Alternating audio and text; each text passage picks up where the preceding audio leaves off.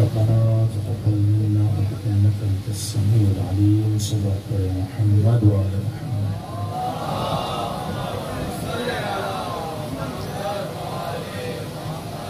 بسم الله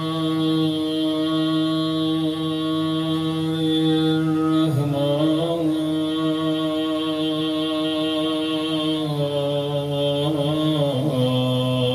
الرحيم.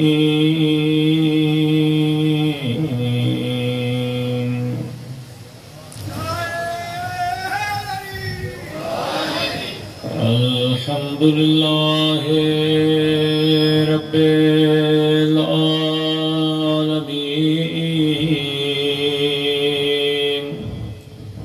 الحمد لله كما هو أهله.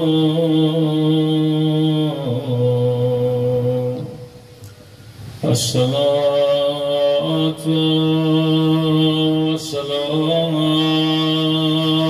على سيد المرسلين وخاتم النبيين أبي القاسم محمد اللهم صل على محمد وعلى آله الطيبين الطاهرين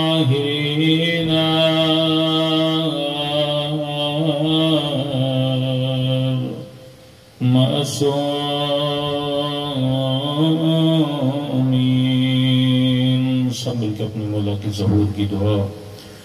اللہم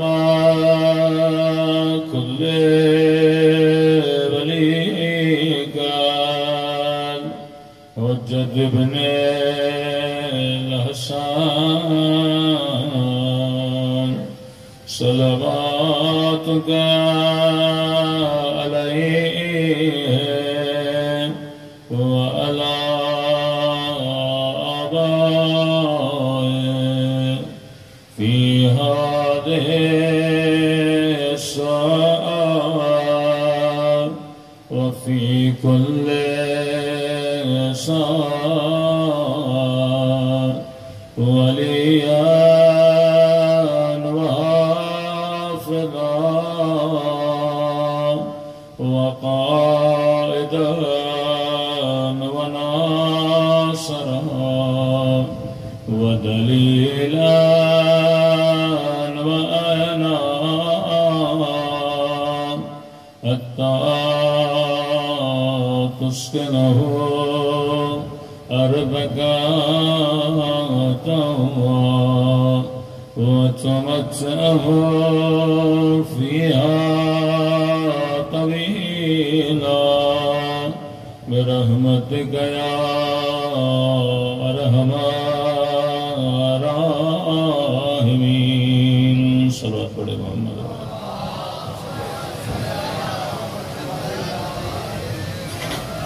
بسم اللہ الرحمن الرحیم. رب اشرح لي صدری ويسر لي امری واحلل عقدة من لسانی يفقهوا قولی.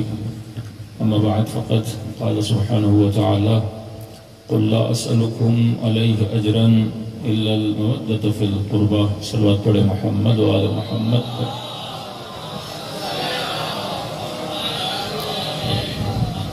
دعا ہے پروردگار عالم ہم سب کی عبادتوں کو اپنی بارگاہ میں قبول فرمائے اور جس مقصد زندگی کی خاطر اس فرش عزا پہ جمع ہوئے خدا ان مقاصد میں بھی ہم سب کو کامیابی نصیب فرما دے. قرآن مجید کی بہت مشہور اور معروف آیت جو ہر محب اہل بیت کو تقریباً یاد ہے، یاد نہ ہو تو ترجمہ تو ہر کسی کو پتہ ہے. اے حبیب کہہ دو کہ ہمیں کوئی اجر نہیں چاہیے، اگر ان محنتوں کے بدلے میں کچھ چاہیے تو مودت فی القربی چاہیے. ہو سکتا ہے آپ پر اعتراض ہو کہ شیعہ اتنی مجلسیں کیوں کراتے ہیں، اسلم شیعہ مجلسوں میں کیوں آتے ہیں؟ تو کوئی مومن بولتا ہے میں امام حسین کا ذکر منانے آ رہا ہوں، کوئی مومن بولتا ہے میں تاریخ کربلا سننے جا رہا ہوں، کوئی مومن بولتا ہے کہ میں اپنے عقیدے کا اظہار کرنے جا رہا ہوں، کوئی مومن بولتا ہے میں غم حسین منانے جا رہا ہوں۔ لیکن یاد رکھیے، جب بھی اگر غیر آپ سے سوال کرے نا کہ مجلس امام حسین میں کیوں جا رہے ہو، تو جواب قرآن والا ہونا چاہیے کہ کل کسی کی زبانیں اس ذکر کے خلاف نہ کھلیں۔ تو اس آیت کی روشنی میں ہمیشہ یہ جواب دیا کریں، اگر کوئی پوچھے کہاں جا رہے ہو تو بولا کرو میں اجر رسالت کو ادا کرنے جا رہا ہوں۔ یہ مجلس امام حسین در اصل اجر رسالت ہے کہ آج ہم جو کچھ بھی ہیں مصطفیٰ کی وجہ سے۔ اگر کوئی مسجد میں خدا کو سجدے کر رہا ہے، سجدے کرنا کس نے سکھائے؟ مصطفیٰ نے۔ اگر حاجی حج کر رہا ہے، حج کرنا کس نے سکھایا؟ مصطفیٰ نے۔ اگر تو زکوٰۃ دے رہا ہے، یہ کس نے سکھایا؟ مصطفیٰ نے۔ اگر تیرے گھر میں تیری ماؤں اور بہنوں کے سروں پہ چادر ہے، حجاب کس نے سکھایا؟ مصطفیٰ نے۔ اگر جوانوں کے سینوں میں غیرت ہے، غیرت کا درس کس نے دیا؟ مصطفیٰ نے۔ اب اسلام کا حکم ہے کہ اگر کوئی مزدور آ کر تیرا گھر بنائے اور تو اس کی مزدوری نہ دے، اس گھر میں نماز پڑھنا بھی صحیح نہیں۔ یہاں مجلس امام حسین ہو رہی ہے، آپ نے دکان سے کرائے پہ لاؤڈ منگوائے، مولانا نے مجلس پڑھی، مجمع نے سنی، سب نے واہ واہ کی، چلے گئے، اور بانی مجلس لاؤڈ والے کو پیسے نہ دے۔ تو حسین کہتے ہیں جب تک قرضہ اتارو گے نہیں تب تک ثواب ملے گا نہیں۔ تو مزدور کی جب تک مزدوری نہ دی جائے عمل قبول نہیں ہوتا، اس گھر میں نماز قبول نہیں ہوتی۔ اب بندہ پوری زندگی خانے خدا کا طواف کرتا رہے، اگر مصطفیٰ کا اجر ادا نہ کرے تو طواف کا فائدہ نہیں ہے۔ صبح سے شام تک سجدے پہ سجدہ، سجدے پہ سجدہ، لیکن اگر اجر رسالت کو ادا نہ کرو تو سجدوں کا کوئی فائدہ نہیں ہے۔ کہ بلال جا کر اذان دے، کہ یا رسول اللہ وقت اذان نہیں ہے، کہ اذان صرف نماز کے لیے نہیں، بلال اذان اہم کام میں بلانے کے لیے بھی دی جاتی ہے۔ بلال نے اذان دینا شروع کی، اصحاب کو کہا کہ میرے ممبر کو صورت کو بدلا جائے۔ مثلا ممبر سیدھا تھا، کہ یا رسول اللہ کہاں پہ رکھیں؟ کہ وہاں رکھو جہاں سے میری بیٹی کا گھر نظر آئے۔ ممبر کی صورت کو بدلا۔ جب سارے اصحاب پریشان ہو گئے، اور صبح کی اذان مثلا 4:30 بجے آتی ہے، بندہ صبح 10 بجے اذان دینا شروع کر دے، لوگ بھی تو بولیں گے نا مؤذن کو کیا ہو گیا۔ بلال نے اذان دینا شروع کر دی، ہر بندہ پوچھے بلال کیا ہوا؟ کہ رسول خدا بلا رہے ہیں۔ اصحاب جمع، امت جمع، منبر پر گئے، کہنے لگے میں نے پتھر کھائے، میں نے تیرے لیے زحمتیں کی، میرے چچا حمزہ شہید ہو گئے، مجھے مجنون بولا گیا، مجھے ساحر بولا گیا، میں نے تجھے عبادت کرنا سکھائی، میں نے بتوں کے سجدوں سے ہٹا کر تجھے وحدہ لا شریک کی بندگی میں لا کے کھڑا کر دیا، یہ بتاؤ کبھی میں نے تجھے کچھ سے مانگا؟ کہنے لگے نہیں یا رسول اللہ، کیا دے سکتے ہو رسول کو؟ تو کہنے لگا ان محنتوں کے بدلے میں میرے پاس کھجوروں کے درخت ہیں یا رسول اللہ، سارے آپ کے۔ کوئی کہنے لگا اتنے 100 اونٹ ہیں، سارے آپ کے۔ کسی نے کہا یہ دولت ہے، یہ منال ہے، ساری آپ کی۔ کہا نہیں، اللہ کا حکم ہے، مجھے کوئی اجر نہیں چاہیے، بس ایک چیز چاہیے، الا المودۃ فی القربى، میری قربا سے مودت کیا کرو۔ تو وہیں کسی نے پوچھا یا رسول اللہ یہ قربا کون ہے؟ تو منبر پر بیٹھے تھے سیدہ کے گھر کی طرف اشارہ کیا، کہا یہ قربا ہے، اگر قربا سے مودت کرو گے تو گویا تم نے اجر رسالت کو ادا کر دیا۔ کائنات کی سب سے بڑی مزدوری اگر دین خدا کے لیے کسی نے کی ہے وہ مصطفیٰ نے کی ہے. اس کا اجر یہ ہے کہ میری فاطمہ سے محبت کرو، میرے علی سے محبت کرو، حسن و حسین سے محبت کرو. تو میرے عزیز، محبت کہنے کی چیز نہیں ہے کہ آپ کسی کو بولیں جناب ہم آپ سے بڑا پیار کرتے ہیں، آپ کسی کو بولیں جناب ہمارے دل میں آپ کی بڑی محبت ہے. تو محبت کہنے سے ظاہر نہیں کی جاتی، کیونکہ محبت اندر دل کا تعلق ہے. محبت ایک باطنی جذبہ ہے. حب اور بغض کا پتہ نہیں لگتا، کیونکہ حب اور بغض اندر ہوتے ہیں. تبھی خدا نے پورا سورہ منافقون اتار دیا، کیونکہ منافق کا پتہ نہیں لگتا یہاں کا ہے یا وہاں کا ہے. اس کا دل کا کسی کو پتہ نہیں لگتا. کیا پتہ؟ کیونکہ دل تو نکال کے دیکھ نہیں سکتے. تو محبت کا اظہار سے پتہ لگتا ہے کہ بندے کے دل میں ہے کہ نہیں ہے. تبھی فرمایا علی کا نام لو، اگر چہرے پہ خوشی آ جائے تو سمجھنا علی کا چاہنے والا ہے، لیکن اگر چہرے کی رنگت بدل جائے تو سمجھ جانا دل میں بغض علی ابن ابی طالب ہے. تو ہمیں یہ بولا جاتا ہے جناب ہم بھی غم حسین رکھتے ہیں، آپ بھی غم حسین رکھتے ہیں. ہمیں بھی بڑا دکھ ہے کہ نبی کے نواسے کو قتل کیا گیا، آپ کو بھی بڑا دکھ ہے، لیکن ہم تمہاری طرح روتے نہیں ہیں، ہم تمہاری طرح ماتم نہیں کرتے. میں نے کہا تیرے دل میں غم ہے یہ مجھے کیسے پتا چلے؟ آنکھیں جب تک نم نہ ہو تو غم کا پتہ نہیں لگتا. غم کے لیے اظہار کا ہونا ضروری ہے. کہ یہ دلیل تھوڑی بنی. میں نے کہا اچھا یہ بتاؤ جس بستی میں تم رہتے ہو وہاں پہ کوئی ہندو ہے؟ کہ نہیں، سارے کے سارے مثلاً 200 گھر 400 گھر مسلمانوں کو ہیں. میں نے کہا مسلمان اللہ پہ ایمان رکھتا ہے؟ کہاں. رسول پہ ایمان رکھتا ہے؟ کہاں. میں نے کہا پھر یہ تو بتاؤ جب اذانیں دیتے ہو تو بلند بلند آواز میں کیوں چیخ و پکار کرتے ہو کہ اللہ اکبر، اللہ بڑا ہے؟ بستی مسلمانوں کی سب کو پتا ہے کہ اللہ بڑا ہے، تو کسے بتا رہا ہے کہ اللہ بڑا ہے؟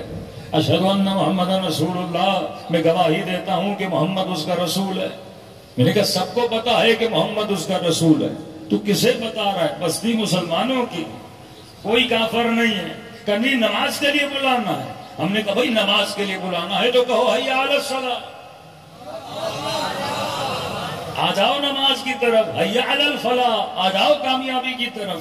یہ کیا بات ہوئی کہ آپ ہمیں بتا رہے ہو کہ اللہ بڑا ہے، اللہ بڑا ہے؟ یہ تو بالکل ایسے ہے میں کسی شیعہ کو کھڑا کروں اور بولوں دیکھو 12 امام ہوتے ہیں، پہلا علی ہے، دوسرا حسن ہے. وہ کہے گا بھائی میں شیعہ ہوں، مجھے پتا ہے، مجھے کیا بتا رہے ہو؟ تو جب سارے مسلمانوں کو پتا ہے کہ اللہ بڑا ہے، سارے مسلمانوں کو پتا ہے کہ محمد اس کا نبی ہے، تو بتا کیوں رہے ہو؟ تو کہنے لگا دیکھو عقیدہ ایک باطنی چیز ہے، کسی کے ماتھے پہ نہیں لکھا ہوتا کہ یہ مسلمان ہے. عقیدہ ایک باطنی چیز ہے. تو اگر عقیدہ ہے تو اس کا اظہار کرنا ضروری ہے. جب تک اظہار نہ کیا جائے تو عقیدہ ثابت نہیں ہوتا. تو میں نے کہا جس طرح عقیدے کے لیے اظہار ضروری ہے، اسی طرح غم حسین کے لیے اظہار ضروری ہے. اللہ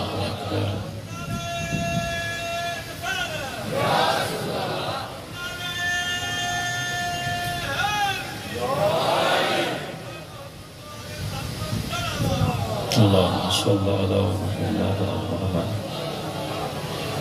تو غم ایک باطنی کیفیت ہے. مجھے کیسے پتا تھا؟ ایک بندہ ہنسے گا تو کہوں گا خوش ہے، ایک بندہ روئے گا تو بولوں گا کیا ہے؟ غمگین ہے. محبت کے بھی تقاضے ہوتے ہیں. اگر آپ کسی سے محبت کرو تو معصوم کا جملہ ہے، محبوب کی خوشیوں میں خوش ہوا جاتا ہے، محبوب کے غموں میں غمگین ہوا جاتا ہے. آپ اپنے پڑوسی سے بولو کہ مجھے آپ سے بڑا پیار ہے، اور خدا نخواستہ اس کا بیٹا مر جائے اسی دن شادی کرو، تو پڑوسی کیا بولے گا؟ تو جھوٹا ہے، تو منافق ہے. اگر مجھ سے محبت ہوتی اس دن کبھی اپنے بیٹے کی شادی نہ کراتے. چلو دوسری مثال دوں. آپ اپنے بابا کو بولو کہ بابا آپ سے بڑا پیار ہے، لیکن پڑوس میں جو پڑوسی آپ کو صبح سے شام تک لعنتیں بھیجتا ہے اس سے بھی بڑا پیار ہے. بابا آپ سے بھی بڑا پیار ہے، لیکن پڑوس میں جو پڑوسی آپ کو لعنتیں دیتا ہے صبح سے شام تک اس سے بھی بڑا پیار ہے. تو باپ بھی بولے گا نہ لعنت ہے تیری محبت پہ. یہ کیسی محبت ہے؟ مجھ سے بھی پیار ہے اور جو لعنتیں بھیجتا ہے اس سے بھی پیار ہے۔ ہمارے بھائی ہم سے یہ مطالبہ کرتے ہیں کہ علی سے بھی پیار کرو،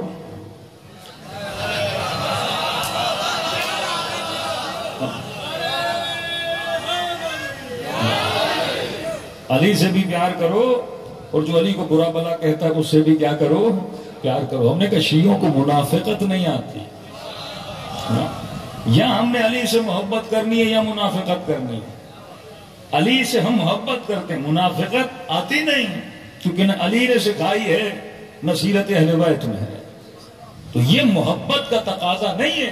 یہ بالکل ایسے ہے کہ مسلمان کہے کہ مجھے رسول سے بھی محبت ہے، ابو لہب سے بھی محبت ہے۔ تو خدا بھی کہتا ہے تبت یدا ابی لہب، ہاتھ کاٹ دے اللہ ابی لہب کے۔ کیوں؟ کیونکہ اگر محبت ہے تو اسے اذیت دینے والے سے محبت نہیں ہو سکتی۔ اگر آل رسول سے محبت ہے تو آل رسول کو تکلیف دینے والوں سے محبت نہیں ہو سکتی۔ اگر خدا محبت حسنین سے کرتا ہے تو حسنین کے دشمنوں سے نہیں کر سکتا۔ یہ تو عیاں ہے نا کہ جنگ خندق میں یا خیبر میں اسے ہر برادر اہل سنت مانتا ہے، کسی اور چیز کو مانے نہ مانے، کل بھی علم اسے دوں گا، قرار ہوگا، غیر فرار ہوگا۔ اللہ سے محبت کرتا ہوگا، اللہ اس سے محبت کرتا ہوگا۔ تو اگر خدا علی سے محبت کرے تو جو علی پر لعنتیں بھیجے خدا اس سے محبت کبھی نہیں کر سکتا۔ یہ حکم محبت ہے، فرمایا اظہار محبت کے لیے۔ پھر یہ بولا جائے مثلا شیعہ لعنتیں کیوں بھیجتے ہیں؟ بھائی دیکھو، بغض کا تعلق بھی محبت سے، بغض کا اپنا وجود نہیں ہے۔ جب تک محبت نہ ہو تب تک بغض نہیں ہوتا، نفرت نہیں ہوتی۔ آپ کہیں گے کیسے؟ بعض فلاسفہ کہتے ہیں کہ اندھیرے کا کوئی وجود نہیں ہے، اندھیرا تبھی وجود میں آتا ہے جب روشنی نہ ہو۔ روشنی بنی اس کے ساتھ اندھیرا بنا، روشنی نہیں ہوگی تو کیا ہوگا؟ اندھیرا ہوگا۔ فرمایا محبت آئی تو جب محبوب کی محبت آئی وہ اپنے ساتھ ایک نفرت بھی لائی، کیونکہ محبوب کا جتنا عشق بڑھے گا اس کے دشمن سے اتنی نفرت بڑھے گی۔ محبت اپنے ساتھ نفرت بھی لاتی ہے، یعنی اگر تولا ہے تو تبرہ خود آتا ہے۔ یعنی ممکن نہیں کہ بندے کے دل میں تولا ہو اور تبرہ جنم نہ لے، کیونکہ اگر علی سے محبت ہے اور دنیا میں کوئی نہ کوئی تکلیف دینے والا ہوگا تو اس سے آپ کو کیا ہوگی؟ نفرت ہوگی۔ اگر خدا کی محبت ہے تو یہ ممکن نہیں کہ شیطان کی نفرت نہ ہو۔ تبھی کہا کہ بسم اللہ کے پڑھنے سے پہلے پڑھو اعوذ باللہ من الشیطان اللعین الرجیم، کہ میری تعریف سے پہلے شیطان پر لعنت بھیج۔ اگر علی سے محبت ہے تو دشمن علی سے نفرت آٹومیٹیکلی ہو جاتی ہے۔ اس کا تعلق کس سے ہے؟ فطرت سے ہے۔ تبھی یہ بہت بڑی ڈیمانڈ کی گئی کہ الا المودۃ فی القربى، ہمیں قربا کی مودت چاہیے۔ اب جا کے خود ہی بتائیں کہ بھائی قربا کون ہے؟ ہاں چلو 2 نام بڑھا دیں گے، گھٹا تو نہیں سکتے نا۔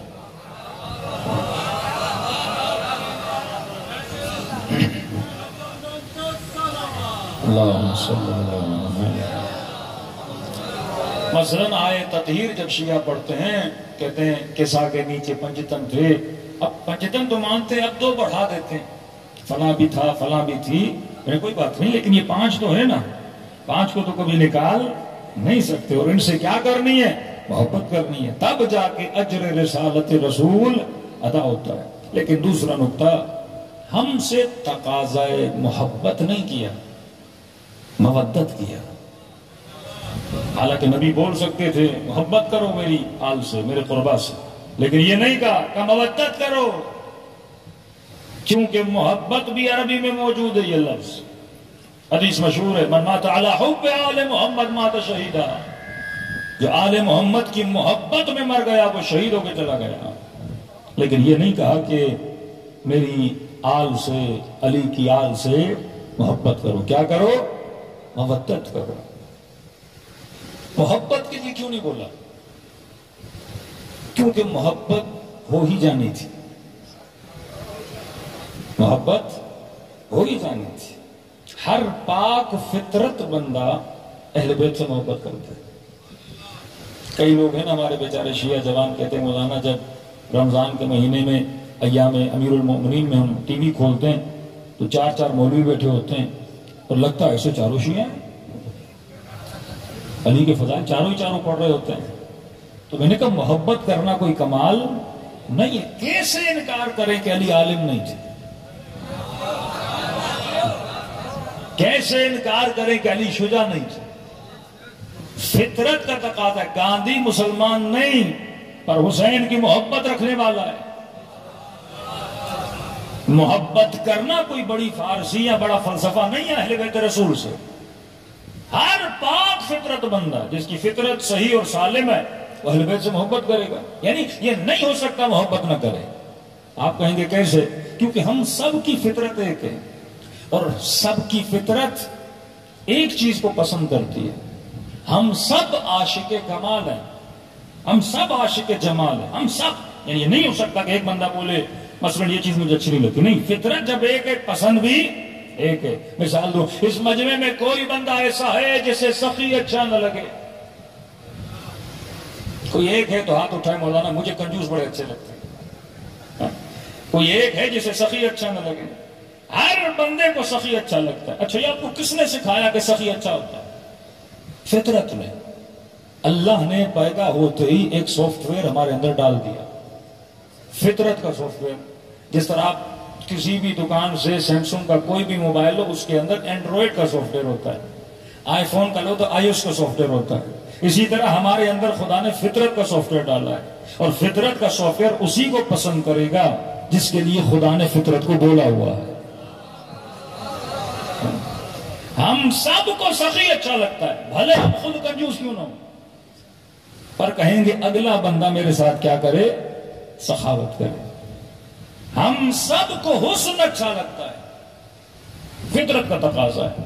خوبصورت تصویر، خوبصورت منظر آدمی دیکھے گا اس کو کیا کرے گا؟ پسند کرے گا۔ یہ بالکل ایسے ہی ایک بندہ گلاب کے پھولوں کے باغ کے اندر چلا گیا اور باہر آ کر کہے واہ واہ کیا کہنا پھولوں کا، ارے میں تو بڑا عظیم ہوں، کیوں کہ مجھے پھول بڑے اچھے لگتے ہیں۔ وہ اس میں تیری عظمت کا کیا ہے؟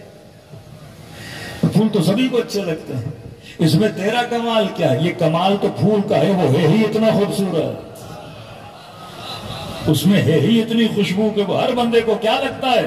اچھا لگتا ہے۔ پھول کی تعریف کرنے میں میری تعریف نہیں ہے، یہ پھول کا کمال ہے کہ اس نے خود کو قابل تعریف بنایا ہے، یہ پھول کا کمال ہے کہ وہ اتنا حسین ہے کہ ہر بندہ اس کی تعریف کرتا ہے۔ تو آج اگر کوئی علی ابن ابی طالب کی تعریف کرے اس میں بندے کا کمال نہیں ہے، یہ علی کا کمال ہے۔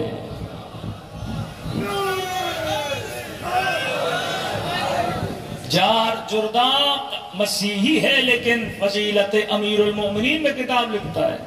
ایک اور کتاب ہے نام ہے دا لائف آف محمد، محمد کی زندگی، اور اس میں وہ محمد کے دوستوں کے فضائل کو بیان کرتا ہے، اور فضائل بیان کرتے کرتے جب علی کے نام پر آتا ہے کہتا ہے سب کو میں نے دیکھا لیکن علی کی زندگی بڑی عجیب تھی، کہ سب کی جنگیں دیکھیں لیکن علی کا لڑنا بڑا عجیب تھا، سب کی عبادتیں دیکھیں لیکن علی کے سجدے بڑے عجیب تھے۔ کہتا ہے یہ انوکھا علی کا صحابی ہے جس کی شجاعت بھی کمال، علم بھی کمال، عبادت بھی کمال۔ تو ایک جملہ امیر المومنین کے لیے لکھتا ہے کہ جتنے جنگجو میدان جنگ میں جاتے تھے وہ آگے بھی زرہ پہنتے تھے، پیٹھ پر بھی زرہ پہنتے تھے، لیکن ایک میدان کا جنگجو تھا وہ آگے تو زرہ پہنتا تھا لیکن he fought without armor on his back، اس نے کبھی بھی اپنی پیٹھ پہ لوہا نہیں پہنا، زرہ نہیں پہنا۔ اور جب اس سے پوچھا گیا کہ جتنے جاتے ہیں آگے بھی پہنتے ہیں، پیٹھ پر بھی پہنتے ہیں، آپ آگے تو پہنتے ہو پر پیٹھ پہ نہیں پہنتے، تو اس نے جواب دیا کہ خدا کی قسم ابی طالب کے بیٹے کو پیٹھ پہ زرہ پہننے کی عادت نہیں ہے، آگے اس لیے پہنتا ہوں کیونکہ حملہ کرنا ہوتا ہے، پیٹھ پہ اسی لیے نہیں پہنتا کیونکہ میں نے کبھی میدان کو پیٹھ دکھانے کا سوچا ہی نہیں ہے۔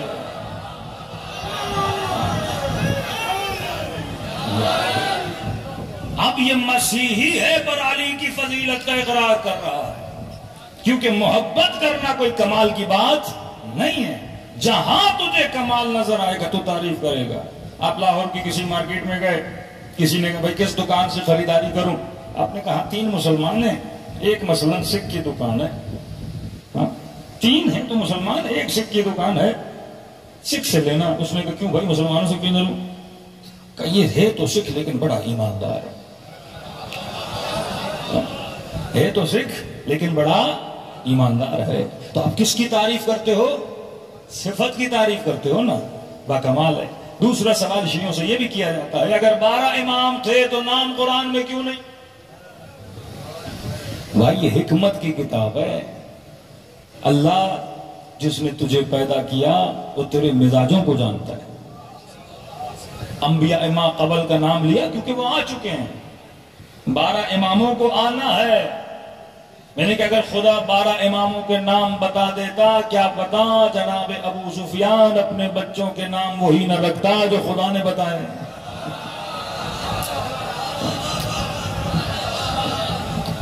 آج ایک چھوٹی سی حدیث ہے من کنت مولا ہو فہذا علی مولا. جس کا میں مولا اس کا علی مولا.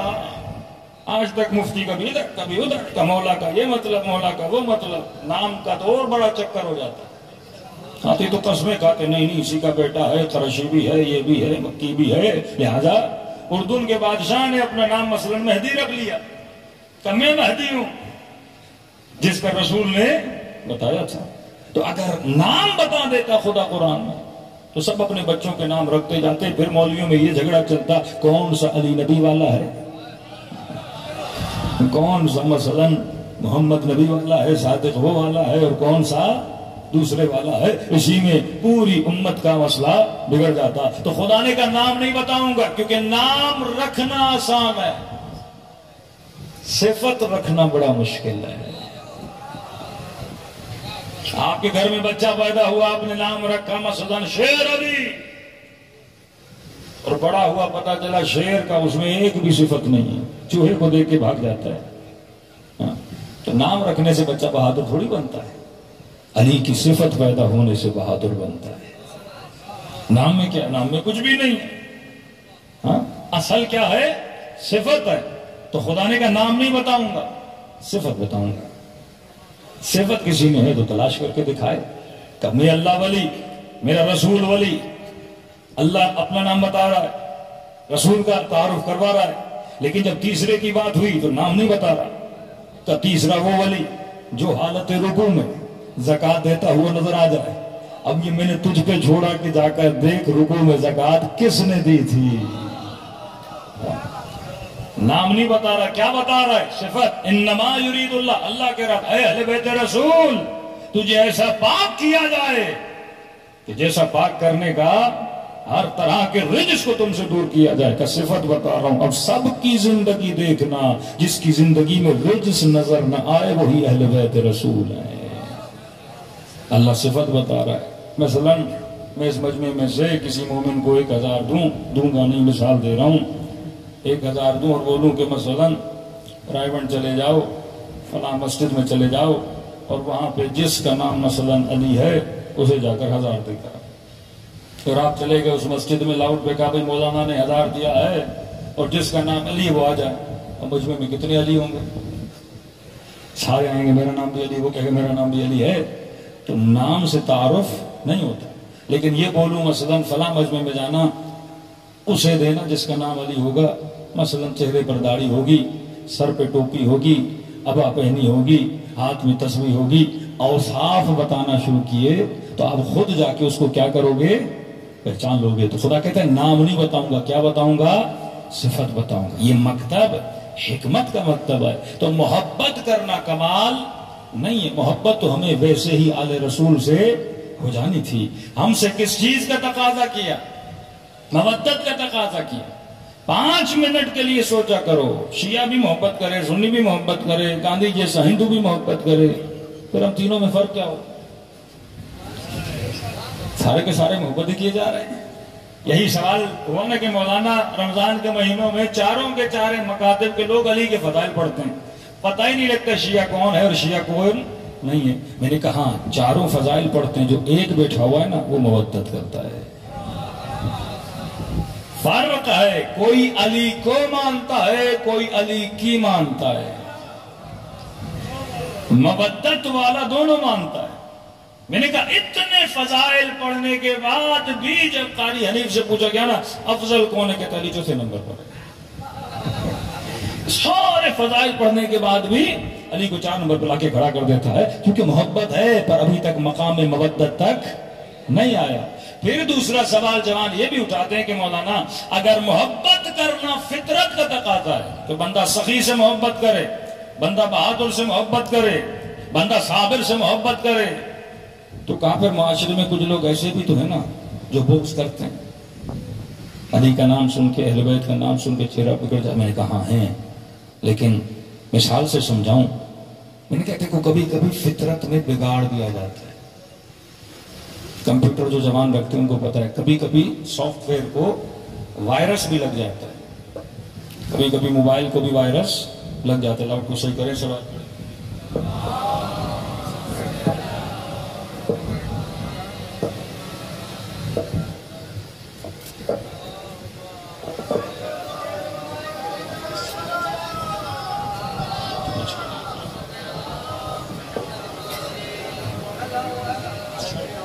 صلوات پڑھے محمد وعلی محمد۔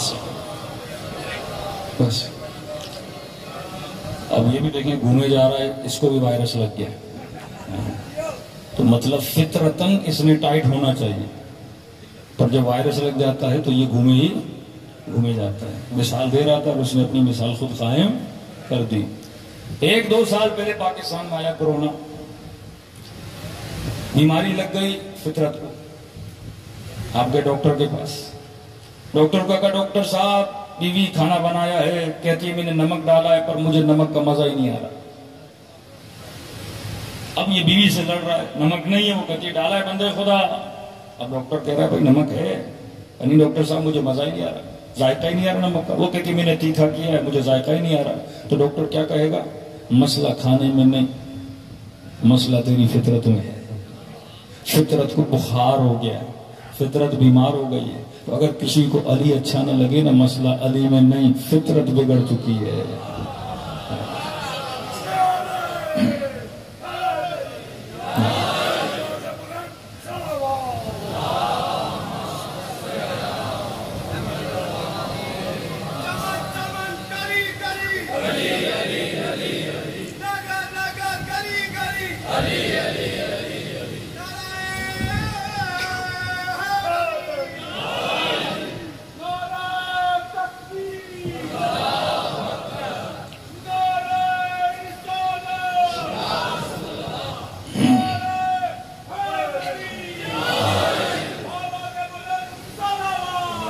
اللہم صلی علی محمد وعلی محمد۔ تو محبت میں ہم سب ایکول ہیں۔ اگر آپ مولا علی کے قصیدے پڑھو گے، سنی بھی خوش ہوگا، شیعہ بھی خوش ہوگا، ہندو بھی خوش ہوگا، سکھ بھی خوش ہوگا، کیونکہ جب کسی بہادر کا قصہ پڑھا جاتا ہے تو فطرت کیا دیتی ہے؟ داد دیتی ہے۔ فلموں میں کسی جھوٹے ایکٹر کو بہادر بھی دکھایا جاتا ہے نا، تو بندہ اس ایکٹر کی تعریف کرتا ہے، حالانکہ اس کا سارا ایکشن جھوٹ پر مبنی۔ اصلاً ہیرو کیوں بولا جاتا ہے؟ ایک ویلن ہوتا ہے، ہیرو ہوتا ہے، اس کو ہیرو فلم والے نہیں بناتے، آپ کی فطرت بناتی ہے۔ آج تک کسی فلم کا کوئی ایسا ہیرو بتائیے جو ڈرپوک ہو، ایک ہیرو بتائیے، اسپائڈر مین ہو، وہ آئرن مین ہو، وہ کوئی بھی ہو۔ تو فلموں کو بھی اتنا عقل ہے کہ انسان کی فطرت بہادر کو پسند کرتی ہے، تو میں نے ہیرو کو بہادر دکھانا ہے، ڈرپوک نہیں دکھانا ہے، کرار دکھانا ہے، فرار نہیں دکھانا ہے۔ فطرت کا تقاضا ہے نا، فطرت کبھی بھاگنے والے کو پسند نہیں کرتی، مذمت ہے، بہادر کو پسند کرتی ہے، میدان چھوڑ کر جانے والوں کو پسند نہیں کرتی، سرحد کا دفاع کرنے والا فوجی سب کو اچھا لگتا ہے، سرحد کو چھوڑنے والا فوجی کسی کو بھی اچھا۔ فطرت کا تقاضا ہے۔ یہ دنیا کا جتنا سائیکل اور سرکل چل رہا ہے یہ آپ کی فطرت کے حساب سے چل رہا ہے، وہ فلمیں ہوں، وہ ڈرامے ہوں، ہر چیز۔ مثلا ایک ڈرامے میں ایک بیٹا ماں پہ ظلم کر رہا ہے، کسی کو اچھا لگے گا؟ کوئی بندہ اسے پسند نہیں کرے گا۔ دوسرے ڈرامے میں ایک بندہ ماں کی خدمت کر رہا ہے، پاؤں دبا رہا ہے، اس کی ریٹنگ ہائی ہوگی، کہیں گے یہ بڑا اچھا ہے، بھلے ایکٹنگ کر رہا ہو لیکن بندے کو کیا لگے گا؟ اچھا لگے گا۔ اس کا تعلق کس سے ہے؟ انسان کی فطرت سے۔ تو اہل بیت سے محبت کرنا کوئی کمال کی بات نہیں ہے، وہ ہیں ہی اتنے بڑے تبھی کہ یا علی مثل کا مثل الکعبہ، اے علی تیری مثال کعبے کی مثال ہے، تیرا رتبہ ہے ہی بلند۔ امام کسی کے در پہ نہیں آتا، دنیا امام کے در پہ جاتی ہے، اور اگر دنیا کعبے کے پاس نہ بھی جائے، کرونا کے دنوں میں کوئی مسلمان مثلا حج وج بند ہو گئے تو کعبے کی عزت پہ فرق پڑا، تو کعبے کے پاس نہیں جائے گا، کعبے پہ فرق نہیں پڑنا، تیرے جانے سے کعبے سے ملنے سے تو حاجی کہلائے گا۔ علی کے پاس نہ جانے سے علی پہ فرق نہیں پڑتا، جب تو علی سے مل کے آئے گا تو مومن کہلائے گا۔ یہ پہلا نکتہ۔ اب آتا ہوں حساس بات پہ، مودت پر۔ محبت ہے ذات کی تعریف، اچھا بندہ، اچھی فطرت والا، بہادر، حسین، صبر کا پہاڑ، شجاعت کا پہاڑ، ہر بندہ تعریف کرے گا۔ آج کون ہے جو صبر حسین کی تعریف نہ کرے؟ آج کون ہے؟ یعنی سلفی سے سلفی، نجدی سے نجدی، وہابی بھی ہوگا نا، بھلے لعنت نہ بھیجے لیکن یہ نہیں بول سکتا کہ یزید اچھا تھا۔ بولے ہم مذمت کرتے، پھر آخر بولتا ہے چلو لعنت نہ بھیجو، ہمیں پتہ نہیں صحابی کا بیٹا تھا، بات کو مروڑے گا، توڑے گا، لیکن برملا یہ نہیں بول سکتا کہ یزید کیا تھا، کیونکہ اس کی فطرت اس کو اجازت نہیں دے گی کہ وہ ظلم کی کیا کرے، تعریف کرے۔ تو فطرت کا کام ہے ذات کی تعریف کرے۔ مودت کیا ہے؟ مودت اعلیٰ ترین منزل ہے۔ فرمایا یہ دل ہے، اب دل کے اندر لاکھوں محبتیں پڑی ہوئی ہیں۔ سمجھو دل ایک پیالہ ہے، اس پیالے کے اندر علی کی محبت بھی ہے، اس پیالے کے اندر گاڑی کی محبت بھی ہے، اس پیالے کے اندر گھر کی محبت بھی ہے، اس پیالے کے اندر بیوی کی محبت بھی ہے، بچوں کی محبت بھی ہے، گاؤں کی، مٹی کی، وطن کی محبت بھی ہے، اپنی محبت بھی ہے، شہرت پسندی بھی ہے، مقام پسندی بھی ہے، کرسی بھی اچھی لگتی ہے، کھانا بھی اچھا لگتا ہے، لوگ بھی اچھے لگتے ہیں، ساری محبتیں کیا ہو گئیں؟ مل گئیں۔ فرمایا یا رسول اللہ مودت کیا ہے؟ فرمایا جہاں کائنات کی محبتیں ختم ہوتی ہیں وہاں سے مودت کی ابتدا ہوتی ہے۔ اس محبت کے درجے پر پہنچو کہ سب کچھ ان پہ قربان کرنے کے لیے تیار ہو جاؤ۔ تبھی کہا یہ مت کہو کہ کربلا محبتوں کا میدان ہے، نہیں میرے عزیز، کربلا مودتوں کا میدان ہے، جہاں بیٹا قربان ہو جائے، جہاں 6 مہینے کا بچہ قربان ہو جائے، جہاں زینب کی چادر قربان ہو جائے، جہاں حسین کا اکبر قربان ہو جائے، جہاں عباس جیسا قمر بنی ہاشم اور اس کے بازو قربان ہو جائیں، یہ سب چیزیں کس پہ قربان ہو رہی ہیں؟ حسین پر۔ حسین سے کیا کرنا ہے؟ مودت۔ یعنی امام جو مانگے، امام جو کہے، کبھی نہ کہنا۔ 7ویں امام کا واقعہ ہے، ایک بوڑھی خاتون آئی، بیمار تھی، کہنے لگی یا رسول اللہ، یا فرزند رسول بیمار ہوں۔ کہا حکیم کے پاس گیا، کہا گئی ہوں، پھر دوا کھا، کہا آپ سے پوچھنے آئی ہوں۔ حکیم نے کہا ہے کہ شراب پیو۔ اب امام اس کو آزمانے لگے کہ جب حکیم نے کہا ہے پی لیں، کہنے لگی مولا میں حکیم کی بات پہ عمل کرنے کے لیے آپ کے پاس نہیں آئی، مولا میں آپ سے پوچھنے آئی ہوں کہ یہ کام کروں یا نہ کروں۔ کہتے ایک حکیم نے کہا ہے اس دوا میں اگر یہ چیز ہے تسکین تجھے ملے گی، لیکن ہم راضی نہیں۔ بدن کو تسکین تو ملے گی لیکن ہم راضی نہیں، تو شراب پی۔ کہتی مولا مرتے مر جاؤں گی، کروں گی وہ جس پر آپ راضی ہیں۔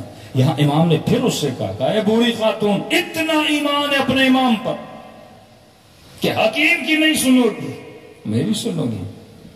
اب بعض روایات میں ایک پھل تھا اس کے ہاتھ میں، سیب تھا غالباً، اس نے سیب امام کے سامنے رکھا، ایک سیب، ایک ہی درخت کا، اس نے اس سیب کے 2 ٹکڑے کیے، ایک ٹکڑا ایک ہاتھ پہ رکھا اس بڑھیا نے، دوسرا ٹکڑا دوسرے ہاتھ پہ رکھا، کہتے مولا ایک ہی سیب ہے، ایک ہی درخت کا ہے، یہ نہیں کہ 2 سیب لائی ہوں، آدھا اس ہاتھ پر ہے آدھا، اگر کہو گے نا آدھا حلال ہے آدھا حرام ہے، پوچھوں گی بھی نہیں کہ کیوں۔ اس وقت میرے مولا نے کہا ایسے ہوتے ہیں ہمارے شیعہ، وَسَلِّمُوا تَسْلِيمًا، جو امام سے سوال نہ کرے، اگر حکم معصوم ہے سر خمے تسلیم کرے۔ فرما اسے کہتے ہیں مودت، جو اپنی ساری محبتوں کو لٹا کر اہل بیت کے لیے اس قدر مقام تسلیم پر آ جائے کہ عباس میرے لیے بچوں کے لیے جا، اجازت ہے پانی لے کر۔ تب آتے غازی عباس نہر پہ آتے ہیں، پانی کی مشق کو بھرتے ہیں، جب واپس آنے لگتے ہیں نا تو بعض تاریخی جملے ہیں کہ ہزاروں کی تعداد میں تیر غازی عباس کی طرف پھینکے گئے، کہتے اتنے تیر پھینکے گئے۔ اب غازی کبھی ادھر جا رہے ہیں، تیر اگر ادھر سے آ رہے ہیں تو پیٹ دکھاتے تھے، سارے تیر ان کی کمر میں لگ جاتے تھے۔ دیکھا یہ رک نہیں رہے، لہریں تیز رفتاری تھی، درخت بھی بہت زیادہ تھے، تو اب آگے بڑھے اور انہوں نے حضرت عباس سے ایک بازو قلم کیا، انہوں نے مشق کو اپنے دوسرے ہاتھ میں لیا اور ایک جملہ کہا، فرمایا واللہ لو قطعتم یمینی، خدا کی قسم ہے اگر میرا دوسرا بازو بھی کاٹ دو، لو احامی عن دینی، میں اپنے دین سے دستبردار نہیں ہوں گا۔ خدا کی قسم ہے اگر دوسرا بازو بھی کاٹوں، میں عباس اپنے دین سے کبھی ہاتھ نہیں اٹھاؤں گا۔ سمجھو کہ دستبردار نہیں ہوگا، مطلب دین میرے ہاتھ میں ہے اور تم مجھے تیر مار رہے ہو تاکہ میں کسے چھوڑوں؟ دین کو چھوڑوں۔ علماء پریشان ہیں، عباس کے ہاتھ میں کون سا دین تھا؟ یہ کہیں میں دین کو نہیں چھوڑوں گا، چاہے میرے بازو کاٹ لو، چاہے بدن کو ٹکڑے ٹکڑے کر لو، لیکن تم جو چاہتے ہو نا کہ میں دین کو چھوڑوں، میں دین کو نہیں چھوڑوں۔ کہتے قطعاً دشمن کی ڈیمانڈ یہ نہیں تھی کہ عباس مثلا تو اسلام کو چھوڑ دے، نہیں، تو حسین کو چھوڑ دے، نہیں، تو حج و زکات اور روزے کو چھوڑ دے، نہیں، پھر یہ کہنا کیا کہ میں اپنے دین کو نہیں چھوڑوں گا؟ تو توجہ کرنے لگے کہ غازی کے ہاتھ میں ایسا تھا کیا کہ جس کے لیے کہہ رہے ہیں کچھ بھی کرو میں دین کو نہیں چھوڑوں گا۔ تو پتہ چلا عباس کے ہاتھ میں مشق تھا، پوری کوشش تھی سارے تین بدن پہ لوں لیکن ایک تیر بھی مشق کو نہ لگے۔ ایک بازو کٹا، دوسرے بازو میں دیا، دوسرا بازو کٹا، اپنے دانتوں میں جکڑ دیا اور ایسے ہی گھوڑے پہ دوڑے جا رہے ہیں، خدا کی قسم میں اپنے دین کو نہیں چھوڑوں گا۔ پھر کہا سمجھ نہیں آئی پانی کا مشق دین کیسے بنا عباس کے لیے؟ کیا پانی بھی کبھی دین ہوتا ہے کہ کہیں مرتا مر جاؤں گا لیکن دین کو نہیں چھوڑوں گا؟ کہا نہیں، پانی دین نہیں تھا، حسین نے کہا تھا پانی لاؤ۔ حکم امام دین ہے، ایک کان سے سنو اپنے امام کا حکم اور بندہ عمل نہ کرے۔ ایسے تو عباس نہیں بنتے نا، پلیٹ میں رکھ کر کسی کو مقام نہیں دیا جاتا میرے عزیز۔ چار بھائی ہیں، ایک بنا عباس، یہ نہیں کہ دوسروں کا مقام نہیں ہے، لیکن ان کے مقابل میں عباس کا مقام بہت بڑا ہے۔ کربلا جاتے ہو ایک روزہ حسین کا، ایک روزہ عباس کا، دور سے نہیں لگتا کہ یہ ایک امام نہیں ہے، ایسے لگتا ہے دونوں امام ہیں۔ اور یہ مقام کے مولا حسین یہ کہیں میری زیارت سے پہلے عباس کی ذریعے پہ جایا کرو، باب الحوائج خدا بنا دے قمر بنی ہاشم کو، اتنا بڑا مقام، کوئی تو چیز ہوگی نا۔ 3 سے 4 امام زادے ہیں جن کی زیارت کا ثواب زیارت امام کے برابر ہے۔ تہران شہر رہ میں عبدالعزیز حسنی، قم میں جناب معصومہ قم، اور امام زاد احمد سامرہ کے راستے میں سید محمد اور جناب حضرت عباس، یہ 4 امام زادے ہیں جن کی زیارت کا ثواب امام کے برابر ہے۔ فرمایا جس نے قم میں معصومہ کی زیارت کی سلام اللہ علیہا، اس کو ثواب قبر زیارت فاطمہ الزہرا ملے گا۔ غالباً آغا حائری نے امام زمانہ سے شکوہ کیا کہ مولا امام زمانہ آپ کریم ہو، اور کریم کا مطلب یہ ہو جو اپنے شیعوں کو کسی بھی نعمت اور ثواب سے محروم نہ کرے، کہ ہم ہر معصوم کی قبر کا ثواب لیتے ہیں، مولا سیدہ فاطمہ کی قبر کا ثواب ہم میں سے کوئی شیعہ نہیں لے پاتا، مرتے مر جائیں گے، مولا اگر قبر چھپائی ہے اس میں شیعوں کا کیا قصور ہے؟ مصلحت تھی جو بھی تھی، شیعوں کا کیا قصور ہے کہ آپ نے اتنی بڑی ثواب سے میں محروم کیا ہے؟ کہتے ہیں آنکھ لگی خواب کے عالم میں امام زمانہ کو دیکھا، کہا مکتب کے عالم ہم کریم ہیں، قبر چھپائیے، مصلحت الہی ہے، مظلومیت ہماری دادی کی، لیکن یہ مت کہو ہم نے تجھے اس ثواب سے محروم رکھا ہے کہ جس نے فاطمہ زہرا کی قبر کا ثواب لینا ہے وہ قم معصومہ کی زیارت کر لے۔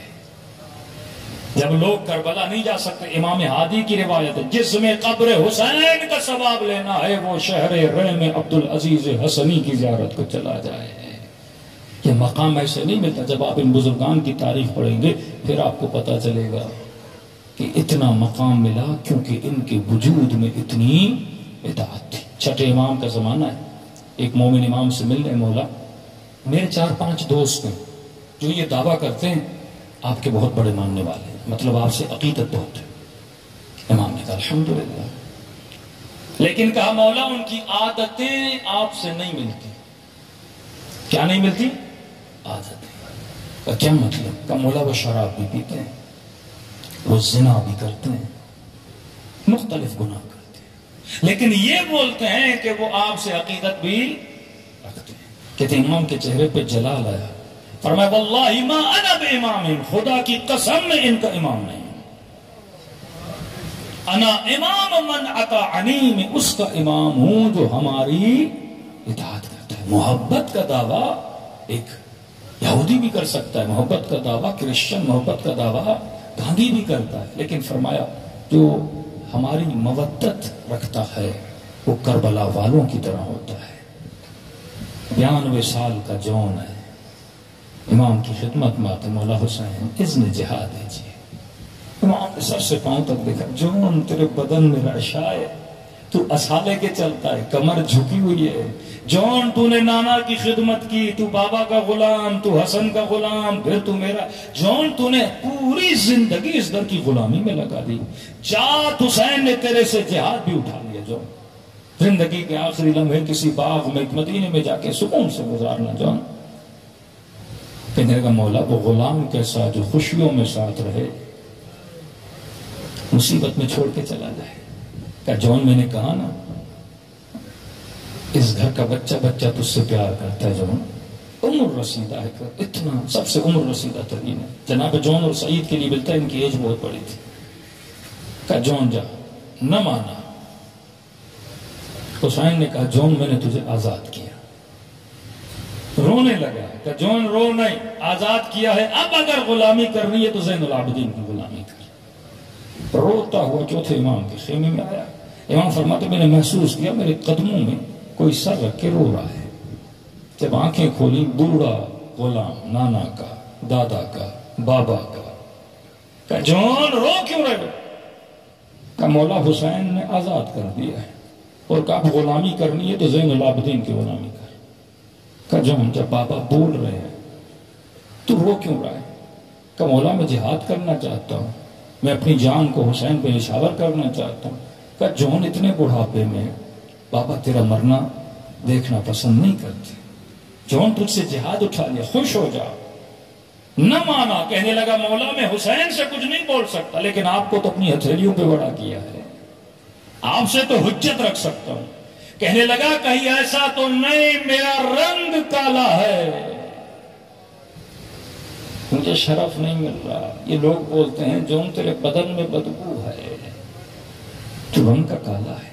اتنا سننا تھا نا، امام نے اسے سینے سے لگا لیا کہ جون یہ کہیں اور ہوتا ہوگا، اس گھرانے میں رنگ نہیں دیکھا جاتا، ذات جات نہیں دیکھی جاتی، عمل دیکھا جاتا ہے۔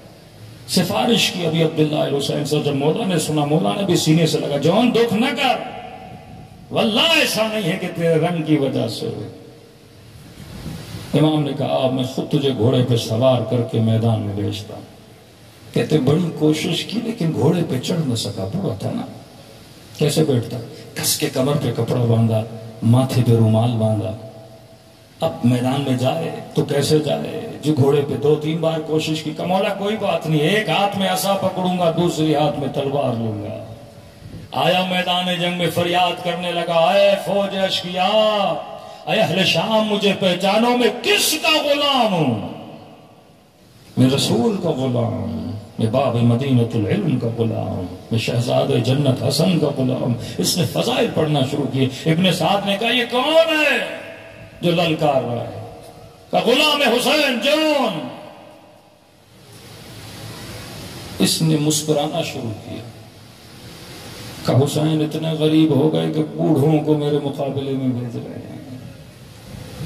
کوئی طاقتور کوئی توانا نہیں تھا اسے حسین بھیجتے. کسی نے کہا امیر اجازت تو ایک تلوار کا وار کروں گا چلا جائے گا. کہ خبردار اسے کوئی تلوار سے نہیں مارے گا, نیزے سے نہیں مارے گا, تیر سے نہیں مارے گا. امیر پھر اس بوڑھے کو مارے کیسے؟ کہ وہ موت دوں گا عبرتناک کہ حسین یاد کریں. کہ امیر کیا کریں؟ کہ 40-50 گھوڑے سوار جاؤ, ہاتھوں میں پتھر اٹھاؤ,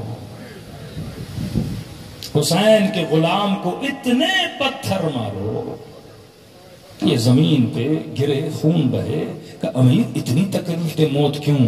کہ موت اسے نہیں دے رہا, تکلیف حسین کو دینا چاہتا. جب یہ تڑپے گا تو میں حسین کا تڑپنا دیکھوں گا.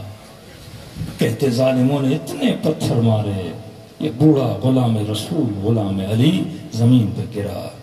فوج اشکیا کا سپاہی کہتا میں نے بڑے غلام اور بڑے آقا دیکھے لیکن کبھی حسین جیسا آقا میں نے نہیں دیکھا. کہ جیسے یہ گرا برق کی رفتار کی طرح حسین جو ان کے جنازے پر آئے, اور آتے ہی جان کا سر حسین نے اپنی گود میں لیا. کہ جیسا سر جان گود میں آیا نا, جان ہوش میں نہیں تھا, خون بدن سے اتنا بہ چکا تھا, جیسے آنکھیں کھولی نگاہ حسین پہ پڑی. اس غلام نے, بوڑھے غلام نے جلدی سے سر حسین کی گود سے اٹھا کے خاک کربلا پہ پھینک دیا. کہنے لگا مولا یہ گود تو اکبر کے لیے بنی ہے, مولا میرے خون سے اپنے لباس کو آلودہ نہ کریں, یہ گود علی اکبر کے لیے ہے. اب کہتا ہے عجیب جملہ, میں نے کبھی غلام اور آقا کی محبت نہیں دیکھی. حسین غلام کا سر گود میں رکھتے تھے, غلام پھر خاک پہ رکھتا تھا, پھر حسین گود میں رکھتے تھے, پھر غلام خاک پہ. کہتا آخر تک غلام راضی نہ ہوا کہ میں سر آقا کی گود میں رکھوں. کہتا یہ تو غلام کی محبت تھی آقا سے, یہ تو غلام کا ادب تھا آقا سے, لیکن میں نے کبھی آقا کی غلام سے ایسی محبت نہیں دیکھی جو میں نے کربلا میں دیکھی. کہ جب غلام راضی نہ ہوا نا تو میں نے عجیب منظر دیکھا کہ حسین نے اپنے سر کو جھکانا شروع کیا. کہ اتنے جھکے کہ حسین کے گال غلام کے گالوں پہ پڑے, اور کہا غلام تو نے وفا کا حق ادا کر دیا, اور جو تجھے تانے دیتے تھے نا تیرا رنگ کالا ہے. کہ اللہم بیض وجہہ, اے خدا قیامت کے دن جب ان کے چہرے کالے ہوں گے نا, جون کے چہرے کو سفید کرنا. طیب بدن جسد روح, اے خدا جون کے بدن میں ایسی خوشبو ڈال کہ دنیا رش کھائے. اور کہتے ہیں شہداء کربلا کی لاشوں کو جب اٹھایا جا رہا تھا نا تو ایک بدن سے بے تحاشا خوشبو آ رہی تھی. کہنے لگے یہ کس کا بدن ہے؟ کہ یہ غلام حسین جون کا بدن ہے. یہ وہ محفل ہے جو بندے کو جون بناتی ہے, یہ وہ محفل ہے جو انسان کو حر بناتی ہے. لیکن حر کب بنتا ہے بندہ؟ جب اقرار گناہ کرے, جب اقرار خطا کرے. کوئی در نہیں اس در کے علاوہ. فرمایا حر بننے کے لیے مجلسوں میں آتے ہو, محبت تو ہے برملا ہے, لیکن فرمایا اس فرش عزا پہ آ کر مودت عباس مانگا کرو, مودت حر مانگا کرو, مودت زہیر و حبیب مانگا کرو. مسلم ابن اوسجا, مسلم کوفے کی بازار میں حبیب کی نگاہ پڑی. مسلم کہاں جا رہے ہو؟ کہ حبیب بوڑھا ہو گیا ہوں, داڑھی کو خضاب کرنے جا رہا. کہ مسلم ابن اوسجا یہ دنیا کا رنگ ہے, مہینوں میں اتر جاتا ہے. آؤ چلے کربلا, داڑھی کو ایسا رنگ کرے تو کبھی اترے ہی نہ. کہ حبیب کیا کہنا چاہتا ہے؟ کہ حسین پہ جان قربان کر کے اپنے خون سے اپنی داڑھی کو خضاب کرو. آئے کربلا اور داڑھیوں کو خون سے خضاب کیا ان لوگوں نے. یہ وہ تھے جو مقام مودت رکھنے والے. کوفیوں نے خط لکھا کیونکہ محبت تھی.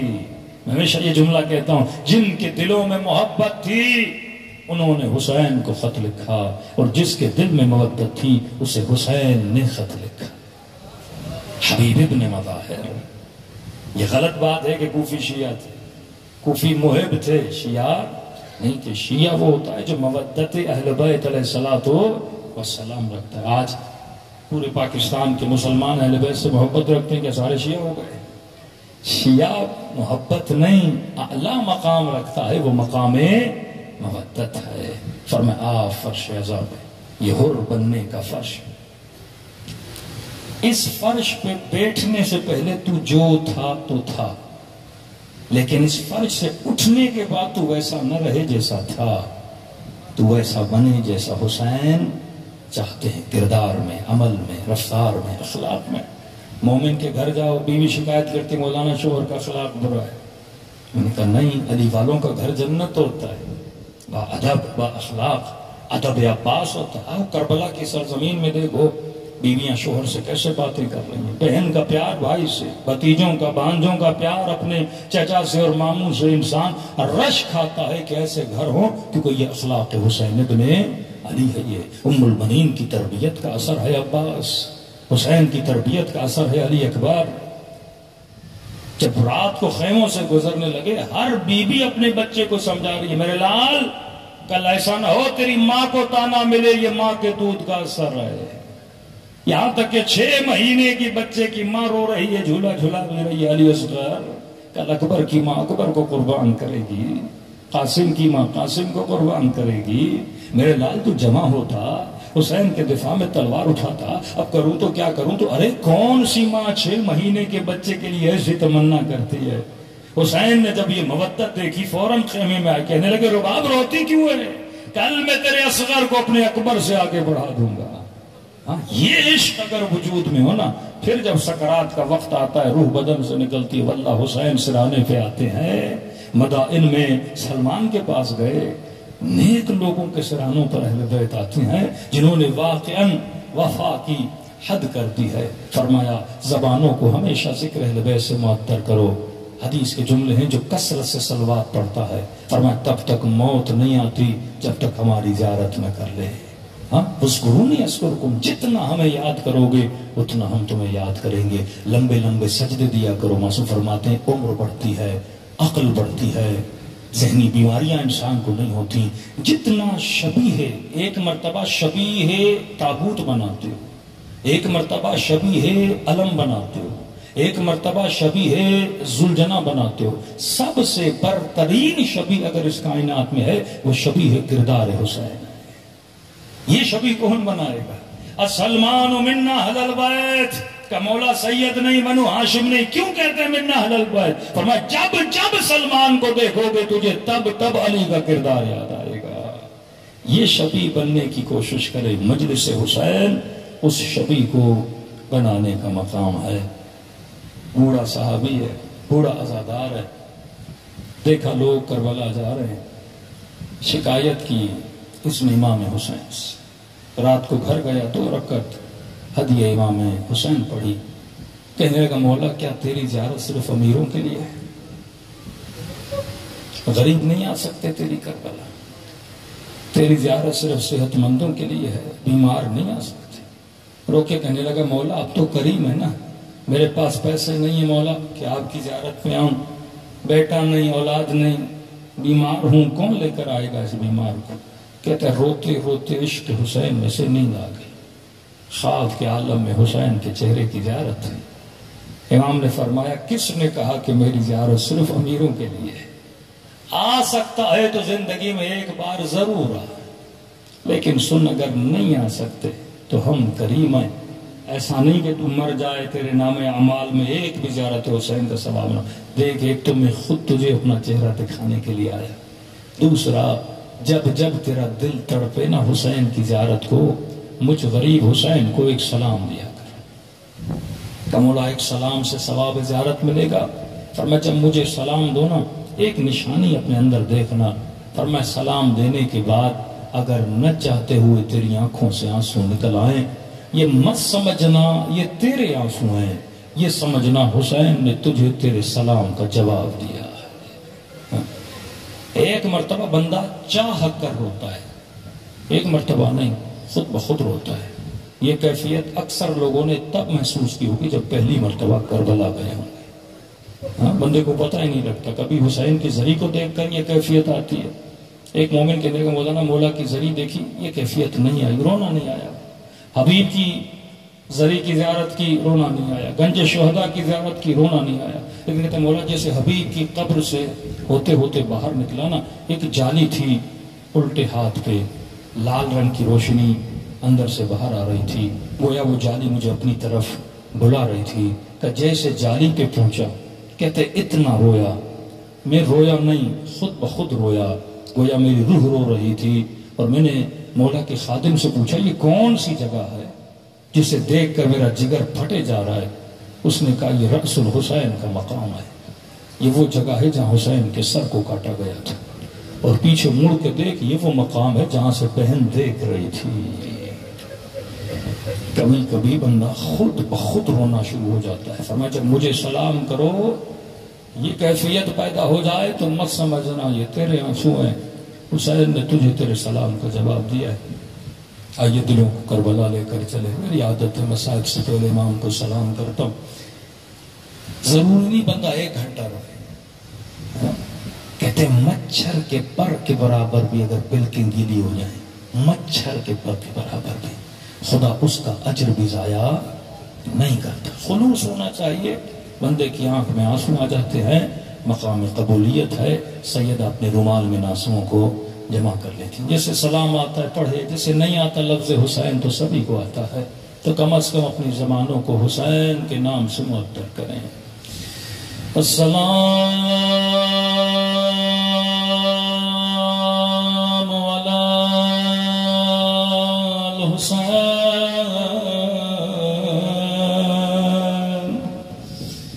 وعلی علی ابن الحسین سب مل کے وعلی اولاد الحسین وعلی صحابہ الحسین۔ بلند آواز سے السلام علی الحسین وعلی علی ابن الحسین وعلی اولاد الحسین وعلی صحابہ۔ آوازیں بہت کم ہیں، بلند آواز سے السلام علی الحسین وعلی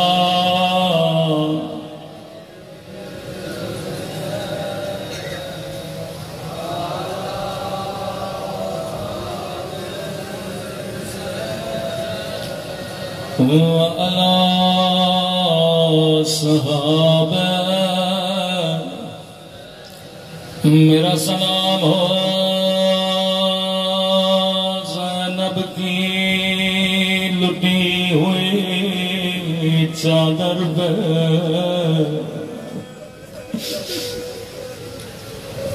جو غیرت مند ہے وہ سجاد کی غیرت پہ روئے۔ 3 سلام پڑھوں گا، زحمت کو تمام کروں گا۔ یہ 3 سلام میرے نہیں، امام زمانہ کے سلام ہیں۔ آپ زندگی میں ہر ذاکر کے مصائب سنتے ہو، لیکن کبھی زندگی میں زیارت ناہیہ پڑھو۔ یہ امام زمانہ کا لوہا سنیں گے اپنے جد کو کیسے پرسعادت، رو کے کہنے لگے میرا سلام ان ننے سے رخساروں پہ۔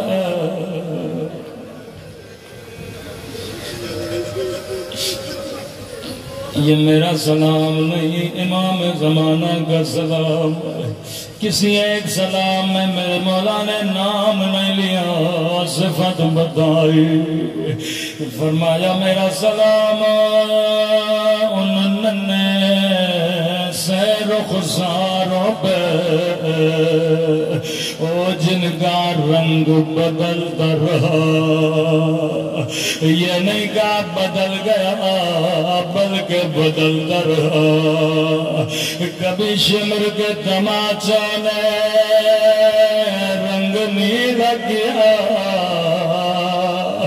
کبھی ظالم کے تماچوں نے رنگ کالا کیا۔ رسول خدا کی حدیث ہے، مسلمانوں کبھی حیوان کو بھی منہ پہ نہ مارا کرو۔ انہوں نے نبی کی نواسیوں کو تماچے مارے، رو رو کے کہتی تھی او میرے غریب بابا، او میرے 3 دن کے پیاسے بابا، بابا ذرا آنکھیں کھولو،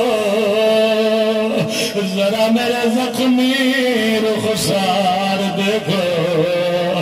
بابا سکینہ کا رخسار چھوٹا تھا لیکن شمر کا ہاتھ بڑا تھا۔ میرا سلام ہو ان ننھے سے رخساروں پہ جن کا رنگ بدلتا رہا۔ اگلا سلام اس سے بھی بڑا درد بڑا سلام ہے۔ فرمایا میرا سلام ان زخمی کلائیوں پہ جن رسیوں سے باندھ گیا۔ اللہ جانے یہ کس بی بی کے ہاتھ ہے، کسی عالم نے کہا یہ بی بی زینب کے بندے ہاتھوں کی طرف اشارہ ہے۔ میں نے بڑا سوچا بی بی زینب پہ بڑے بڑے مصائب ہے، لیکن امام زمانہ نے ہاتھوں کو کیوں یاد کیا؟ وہ بھی بندے ہوئے ہاتھ۔ روایت کے جملے ہے، روایت کہتی ہے 11 محرم کو او زینب اونٹ سے ایسے گری جیسے پاس گرے تھے۔ شاید کوئی بچہ کہ مولانا بلا زینب عباس کی طرح کیسے گری؟ اور زینب کے تو سلامت تھے، عباس کے بازو نہیں تھے۔ میں نے کہا جواب امام زمانہ فرماتے میرا سلام میری ان بچیوں پہ اور جن کے ہاتھوں پہ ان کی گردنوں سے باندھ گیا، اور زینب ایسے گرے جیسے باندھ گرے تھے۔ لیکن دونوں کے گرنے میں ایک فرق ہے، عباس گھوڑے سے گرے، زینب اونٹ سے گرے تھے۔ آخری سلام زحمت کو تمام کرو۔ فرمایا میرا سلام ننھے سے رخساروں پہ جن کا رنگ بدلتا رہا، میرا سلام ان زخمی کلائیوں پہ او جنہیں پسے گردن باندھ گیا۔ آخری سلام بڑا سخت سلام ہے، رو کے کہنے لگے میرا سلام ان خشک ہونٹوں پہ، ان پھٹے ہوئے ہونٹوں پہ، اللہ جانے یہ کس کے ہوٹ ہے، خود ہی بیان کیا میرا سلام ان خشک ہونٹوں پہ اور جن پہ ظالم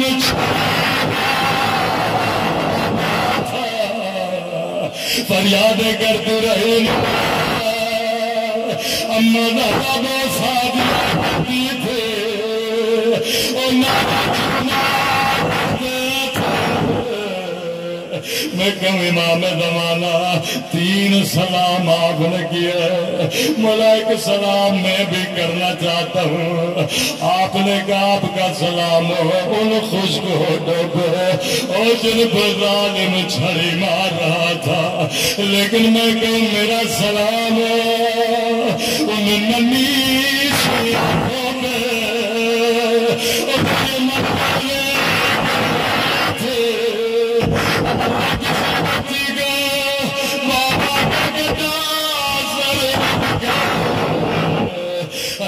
مصیبت کو بچپاتی